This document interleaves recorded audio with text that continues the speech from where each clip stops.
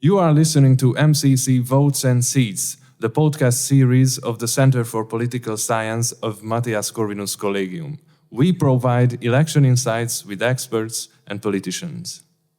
Dear listeners, our podcast series goes on with its Bulgaria spin-off, episode number 7. Now we have the privilege to host once again Dr. Mariyan K. Sabev, security policy analyst at the Sofia-based Center for the Study of Democracy. Hey Mariyan, thank you very much for accepting our invitation. How is it going?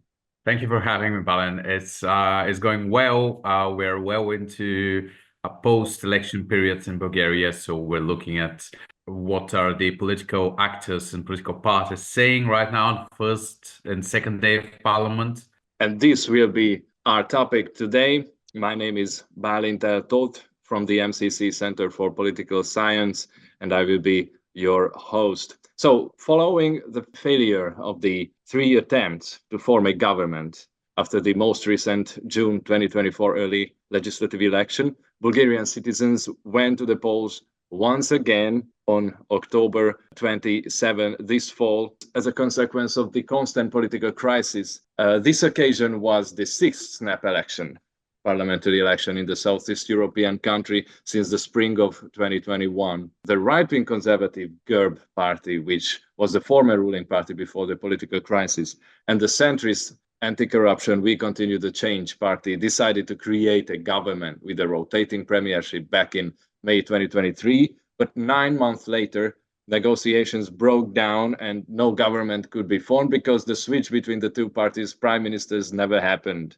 And another election was set for the already mentioned June 2024. And as we discussed it in one of our previous episodes with the Professor Katia Mihailova from the University of National and World Economy in Sofia, the June 2024 election was held at the same time as the European Parliament ballot, and it recorded the lowest turnout since 1989. It resulted in GERB winning most of the votes, with no party or alliance obtaining enough mandates to have a majority in the National Assembly. Therefore, all government formation attempts failed by August. So, Mariyan, what did this N+1 early legislative election bring to the constant Bulgarian political turmoil? I saw quite a lot of new players on the scene. Let's see now the results of the latest episode of the saga. Indeed, saga is the right word for it, Balan. I'm very, very thankful for you for covering this topic. It's really important, not just for Bulgaria, but for the entire region. And I would argue for the entire EU as well, as it is indicative of the various processes that we see in all of our countries, from east to west, from south to north. What happened on these latest edition of the Bulgaria political saga is that indeed we had a couple of new actors that asked voters to go to the polls and vote for them, to support them in their new vision for the country, while in fact none of the political actors provided a substantive vision. These elections were not about political ideas, new political ideas, but for just fighting over the possibility for forming a government and leading some policies across. In terms of voter turnout, indeed, we saw an increase. The latest results show near to 39% voter turnout, which is better than the last time. Less than 40%, I would argue, underscores the legitimacy of and the representation of these elections. We have the main actor, the GERB party, led by former Prime Minister Boyko Borisov, in the lead by a margin of 11 to 12%. Right after, we have Продължаваме промяната and with their coalition with the Democrats, with the Bulgarian Democrats, who are second, followed narrowly by the National Populists, Възраждане or Revival Party, who have been gaining ground over the past year and a half. They're seen as the main opposition party. Their narrative is strongly pro-Kremlin. They're anti-establishment, anti-EU, anti-NATO, and their ideas are to turn Bulgaria away from its Western geopolitical stance, bring it back to default authoritarian countries. Another important movement in this, well, probably the most important movement in this latest election, was the split in one of the most stable political parties during the last 35 years period. This is the Movement for Rights and Freedoms, which has always been thought about as a Turk ethnic party. It was created shortly after the fall of the socialist regime back in 1990 by a group of ethnic Turks who were repressed by the former regime. The Movement for Rights and Freedoms, or DPS, has always been a stable ground, a stable political actor in Bulgarian politics up until this summer, when we saw a huge split that started off as an argument between its two co-chairs.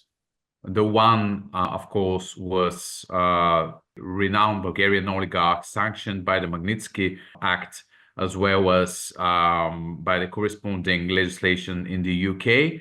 That's Mr. Delampevsky on the one side, and on the other, you had the other co-chair, Mr. Cevdet Çakırov, who is widely considered to be the proxy of the former chairperson of DPS, Mr. Ahmet Dugan. This split was very influential on the Bulgarian political scene, as Mr. Delampevsky was seen as the reason for the quarrel between GERB and PPDB, and for them not being able to complete this rotation that you mentioned in your introductory words. Mr. Delampevsky is widely seen by the public in Bulgaria and all the, of course, the political actors as the epitome of corruption and state capture. Nonetheless, he managed to gather support around him and to make sure that he lands on top of his former party mates. Currently, DPS stands at the fourth place, led by Mr. Delampevsky, followed by the Bulgarian Socialist Party, which came in fifth, then followed by the Alliance for Rights and Freedoms. This is the remnants of the old Movement for Rights and Freedoms, who are again led by Dr. Ahmet Dugan, who returned from the political graveyard just to lead the Turkish minority back to be represented in parliament properly, according to his words. And then we have the other political party that has been on the rise for a couple of elections. This is the ITN, or There Is Such a People political party, led by former show person Suave Trifonov, and last but not least, the newest actor, or the newest political party that is associated with an old actor that we've seen in other governments and in other coalitions, the so-called Match Party or Sword Party, led by former Minister for Sport within the coalition governments of Kirill Petkov, who is now a leader on his own.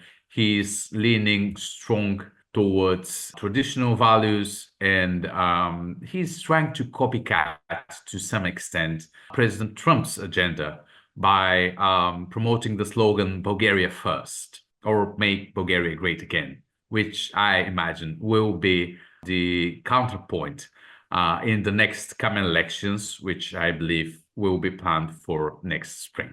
As far as I can understand, you are not confident in the government formation possibilities of this new lineup of the Bulgarian legislation.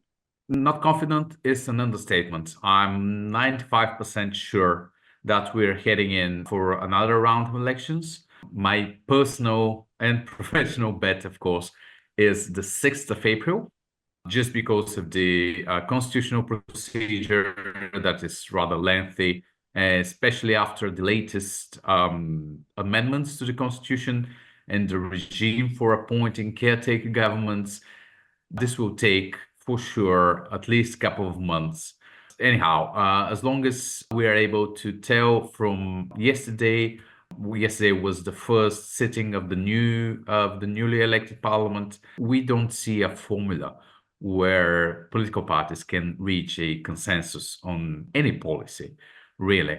There isn't a mathematical option where GERP and PPDB could actually form a government because they lack 9 seats. And there isn't any other political party that both parties are willing to associate with. And it's not just about the parties, it's about their voters. In the recent months, PPDB's voters have actually radicalized in their views on how to achieve positive change in the country. Most of their voters are really unhappy with them for running this unofficial coalition with GERP and Mr. Pevsky, which was called Zglobka, which is a particular term that there is no real translation in Bulgaria, but that's the point, that it was unofficial coalition that was never adhering to a specific set of policies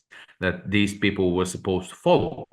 This was the official reason for the split in this unofficial coalition and the inability to do the transition between the two prime ministers on the 9th month. I understand we can get ready for our next podcast edition on the Bulgarian snap elections, which is good news for our faithful audience, but I don't think it's good news for the Bulgarian society. Now let's focus on this election that happened this October. News portals reported that vote buying accusations were frequent in Bulgaria, especially in rural areas. The Turkish Muslim minority party DPS Pevsky, what you already mentioned, was allegedly engaging in extensive vote buying, with persons receiving as much as like 250 euros for their votes. How did the election process go otherwise? So ever since the unofficial coalition government split, there was one political figure that was highly contested by all the actors, and that was Călin Stoianov, the former Minister for Interior. It is widely believed that Mr. Stoianov was actually an appointment of Mr. Delan Pevsky. Now, this was, of course, seen as a bad practice by most voters, especially PPDB ones, who considered the government, the Minister for Interior, responsible for election irregularities and for running this kind of institutional umbrella over political actors who are allegedly involved in electoral fraud. Now, once the date for the new elections was set, the political parties, when appointing the new caretaker government, managed to find a consensus and appoint a different Minister for Interior. This is a person from inside the system. It was actually the Chief of Police of National Police Agency who became the new minister, which allegedly was done in an effort to appease political actors and the general public and to assure everyone that this new round of elections will run in a smoother way. Unfortunately, what we saw was rather the opposite. Apart from strong public relations actions, much public fuss and media appearances of representatives from the Ministry of Interior, we didn't see many investigations started. None of the few that started actually resulted in court hearings and cases and people being sentenced. Of course, there were many arrests, but as you might imagine, arresting someone for something and then leading it through the whole process, penal process, and having the courts officially establish and declare someone was actually committing voter fraud, this didn't happen. And despite all the incidents that were recorded by cameras during the election process, despite all the signals that were filed with both the police and the prosecutor's office. There is this public belief, I would say, that this election wasn't a fair one. This is also the position of, I think, 5 or 6 of the political parties that are currently in government, and also one other political party that used to be in the previous parliament, but now couldn't manage to go in due to its inability to pass the 4% threshold. Actually, what the Electoral Committee declared as a result was 3.999%, leading to a shortage of 27 votes. Now, keep in mind the number of irregularities that were seen on the cameras in regional electoral committees. In Bulgaria, we have the counting happens in the regional committees, and it is all recorded and broadcasted live, so journalists and general public are actually able to an extent to follow the transparency of the process. There are claims that many of these incidents regarded this split between different parties and the transition of votes from one political party to the other. So we have actually already a case before our constitutional court brought by one of the political parties. I believe that in the coming week, 2 other political parties will also initiate separate proceedings on the very same issue about electoral troubles in this regard. Okay, now let's talk a bit about the main campaign topics. Since the first early election in 2021, we have seen a significant change in the major campaign topics, shifting from the COVID measures, the skyrocketing energy prices, housing prices, inflation, the war in Ukraine, the sanctions against Russian imports, and domestic issues as well, like the rise of, I don't know, far-right parties or the alleged criminal activities of different high-ranking state officials or decision makers. But what were the major social issues this time? Were there any, I don't know, outstanding novelties in the main campaign slogans of the parties? As I already mentioned, this was not an election based on political messages or political ideas. It was just a rumble between political leaders who are arguing between each other. We didn't hear any coherent policy message. We didn't hear any substantive idea that politicians wanted to put forward and to carry on during the time when they would potentially be elected to govern the countries. Now, this being said, some of the political and economic and social grievances in our country remain strong. Inflation is now much lower than it used to be. Employment rate is literally non-existent. So we're lacking quite a lot of workforce, especially qualified workforce. We are literally importing people from Southeast Asia to work in segments where there is a lack of workforce, like the hospitality, construction, and so on. Corruption, I would say, is the overarching issue around the latest 2 or 3 rounds of elections. But you have to understand that there is a shared misunderstanding or ambiguity of what corruption actually is, how it is measured, and what is the impact on everyday life. And this is part of the mission of the Center for Civic Democracy, which I represent, of translating this important topic and the impact it has on everyday life of citizens in Bulgaria. Democratic literacy, or the understanding of the way we as a society could and should live together, is another point that was never discussed in elections, and it's not recognized as an issue. On the same time, we see that there are only less than 40% of the populace that actually wants to participate in these democratic processes, which should be troubling for politicians. And I'm personally troubled by the fact that we don't see any activity, any political messaging on the fact that people are widely disengaged with politics. This could stir quite a lot of troubles in the mid and long term. And even short term, it leads to the inability of political parties to form stable coalitions, to form any policy that can be taken to the next level and can be adopted in the mid and long term. We saved the best for last. Now, here we go with my favorite topic, the electoral geography. Were there any differences among the most voted for parties in the various provinces of Bulgaria? And did the usual good old party strongholds remain the same? Yeah, they did. Absolutely. There was strong stability in this regard, apart from the split that I mentioned within the movement for rights and freedoms. Then it is difficult to translate it properly because altogether the Turkish ethnic minority in Bulgaria is split to the central south and the northeast. This being said, Mr. Delampevsky and his political party managed to keep or to steal away, I'm not sure which is the right term for it, because we don't have a decision by the electoral committee on who the authentic movement for right and freedom is represented by.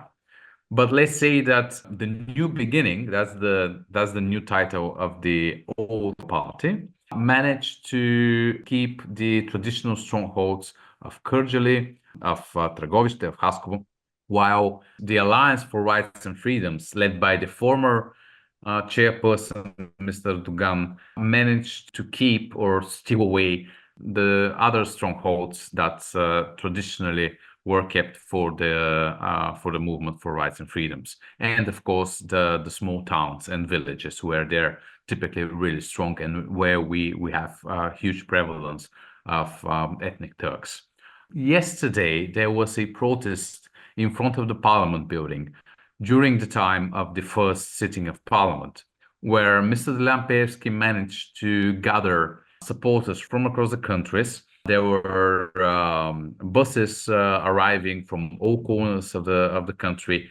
There were about, I think it was 2,000, the official number that was mentioned, of people from across the country who were here to allegedly support Mr. Delampevsky in his fight against the political establishment. Now, it's important to note that journalists struggled with interviewing people on why they were on the square. Most people were mistaking the names of the political party that they were supposed to support, using the name of the Bulgarian Socialist Party, which is really difficult and has nothing in common with this new political actor that Mr. Peevski is now leading. Now, this is just a nuance to go back to the political about electoral irregularities and the way that political actors and political parties in Bulgaria managed to sway the support of people in rural Bulgaria. You have to acknowledge that Bulgaria is unfortunately still one of the poorest countries in the EU. People in rural areas lack access to proper information, sometimes to education. Most of them are disadvantaged economically and socially. They're socially excluded, leading to an increased vulnerability to being susceptible to being corrupted or to selling their vote. And unfortunately, we do not see any activity on part of our security services, nor our social services, the Ministry of Education, to change the state of affair in this environment. And I would say that this is the biggest national risk that we are facing today. To conclude, Mariyan, would you mind sharing with us personally, what did you find the most interesting about the October 2024 early election in Bulgaria? The political actors appearing to be waiting for some external drivers to lead them into the right approach, to the right things to do.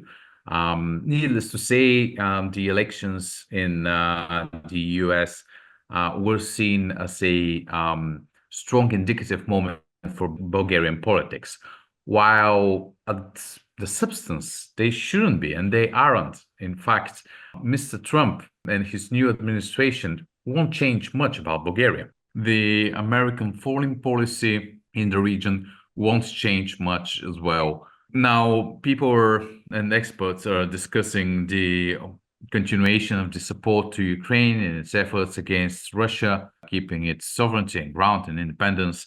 Now, I don't see this changing much as well. Of course, it won't be in the very same form, but Ukraine continues and will continue to be strategic ground for both the US and the EU. And the war is not ending anytime soon, unfortunately, despite of the claims of Mr. Trump. We will have to continue the existing line of foreign policy, both here in Bulgaria and in as the EU altogether. In terms of economic policy, also this tendency of Bulgarian politicians to wait and see what is going to happen in France, what is going to happen with German elections now with the AfD on the rise, new decisions around the Schengen area, and if the new government in Austria is finally willing to agree to Bulgaria joining the Eurozone and the tendencies there, if it is even worth to grapple economic tendencies in order to get into the Eurozone properly by 2026. All these matters are left on the side for the sake of external factors waiting in. And this is a weak point for the Bulgarian politicians. I think the root cause is the lack of political class, and this is something that we as a society, not the politicians, but the Bulgarian society has to grapple with and tackle, to ways to form this political class that we need to lead us through this and away from this political crisis. But of course, this is a process that will take a while. It requires lots of public education, lots of communication, of peace and trust building. It wouldn't happen by the next elections. Unfortunately, I'm afraid that it will take us at least another couple of years to even get to the point where we are able to again form a single consensus on where we want to see Bulgaria and the Bulgarian society be in 10 years' time.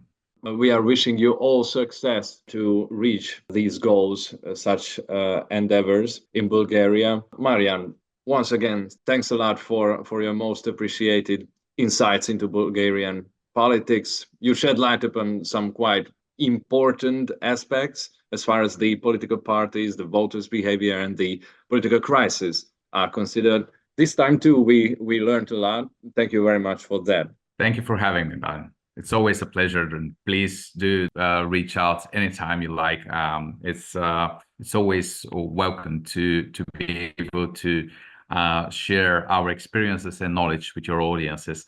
And all my regards to all your colleagues in Budapest. And I look forward to speaking to you and seeing you again anytime soon. We are very grateful for your kind contribution. Dear listeners, you have been following the podcast analysis of the Votes and Seats series about the latest round of early legislative elections in Bulgaria, a country hit by a 4-year-long political crisis and waiting for its full membership in the Schengen area and the Eurozone. Stay tuned for our next episodes. Take care. Goodbye.